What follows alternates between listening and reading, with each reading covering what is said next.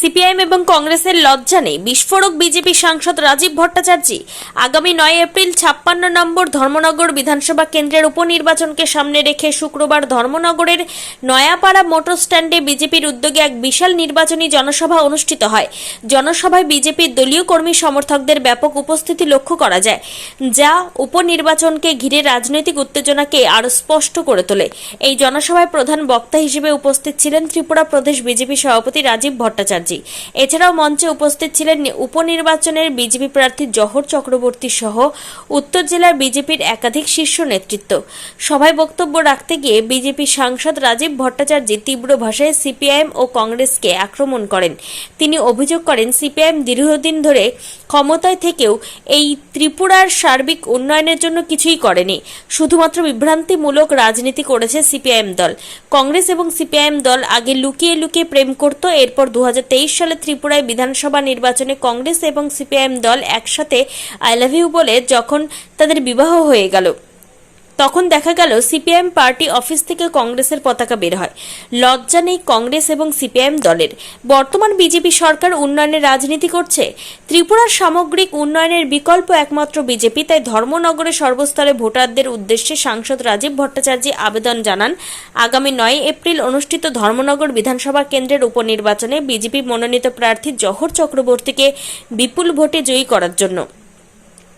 ত্রিপুরা থেকে বিক্রম কর্মকারের সাথে পার্থ সারথীর রিপোর্ট, ক্রাইম প্রেস বেঙ্গল নিউজ। প্রতিপক্ষ তারা আমাদের প্রতিপক্ষ হতে পারে না, তারা সেই যোগ্যতা হারিয়েছে। কেন হারিয়েছে? কারণ আমরা 2023-এ দেখলাম এই কংগ্রেস এবং সিপিএম একসঙ্গে ভোট লড়েছে। আমরা 15 বছর আগে আমরা যখন বক্তব্য রাখতাম, মাইকে দাঁড়িয়ে বক্তব্য রাখতাম যে কংগ্রেস আর সিপিএম তখন আমাদের ভারতীয় জনতা পার্টিকে পাগল বলত। ত্রিপুরা রাজ্যে এই কংগ্রেস আর সিপিএম পেছনের দরজা দিয়ে সবসময় ইলু ইলু করত। আর 2023-এ তারা প্রকাশ্যে আই লাভ ইউ করে তারা নির্বাচনে বৈতরণী পার করার চেষ্টা করেছে। লজ্জা লাগে না তাদের? আপনাদের বাড়িতে ভোট ভিক্ষার যখন যাবে তখন জিজ্ঞেস করবেন না, দাদা আপনারা দেখি গত 23-এর নির্বাচনে দেখলাম একসঙ্গে লড়াই করলেন, আবার এইবারে ধর্মনগরের ভোটে আবার কি হলো, আবার আলাদা হয়ে গেলেন? তাদের লজ্জার শরম নেই। কারণ তারা তো রাজনীতি মানুষের জন্য রাজনীতি করে না, তারা রাজনীতি করে ব্যক্তিগত চরিত্রকে চরিতার্থ করার জন্য। এই কংগ্রেস সিপিএম এর নেতারা রাজনীতি করে। লজ্জা থাকা উচিত তাদের, লজ্জা থাকা উচিত। দেখলাম 2023-এ আগে তো লুকিয়ে লুকিয়ে প্রেম করতো, এইবার যখন 2023-এ যখন প্রকাশ্যে তারা আই লাভ ইউ বিবাহ হয়ে গেল, তখন দেখলাম সিপিএম এর অফিস থেকে কংগ্রেসের পতাকা বের হয়।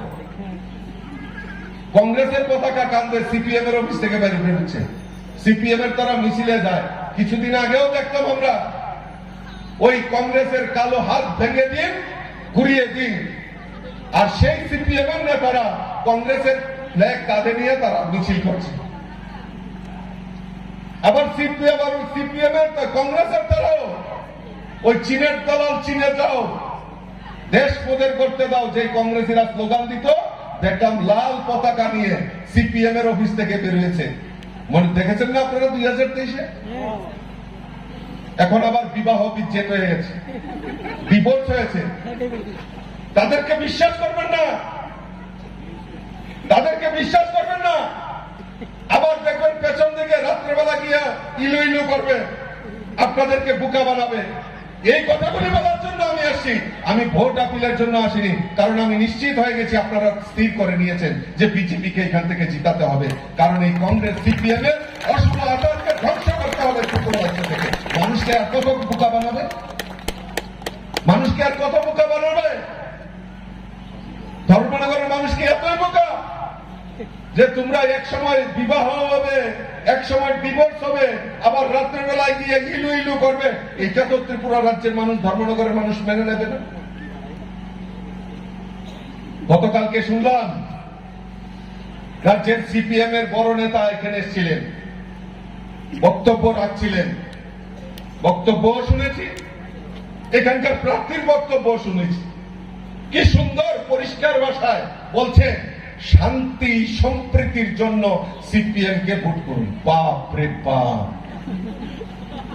বিজেপি আমলে 2018-তে বিজেপি সরকার আছে, কত শান্তি সম্প্রীতি কোথায় নষ্ট হয়েছে? কোথায় নষ্ট হয়েছে? কোন জায়গায় শান্তি সম্প্রীতি নষ্ট হয়েছে? আমি যদি প্রশ্ন করতে চাই, ওই গতকালকে যারা আগরতলা থেকে সিপিএম এর টাবর নেতারা এখানে এসেছিলেন আর এই এলাকার যিনি প্রার্থী শান্তি সম্প্রীতির কথা বলে থাকেন, আমার কাছে নথি রয়েছে, অনেক কাগজ তৈরি করে এনেছি, খুব একটা বেশি বলার দরকার নেই, কয়েকটা বললেই হয়ে যাবে। ধর্মনগরে অফিস টিলায় সত্যব্রত চৌধুরী হত্যাকাণ্ড, আপনারা ভুলে গেছেন ধর্মনগরের মানুষ? ধর্মনগরের মানুষ ভুলে গেছেন সত্যব্রত রায় চৌধুরীর কথা?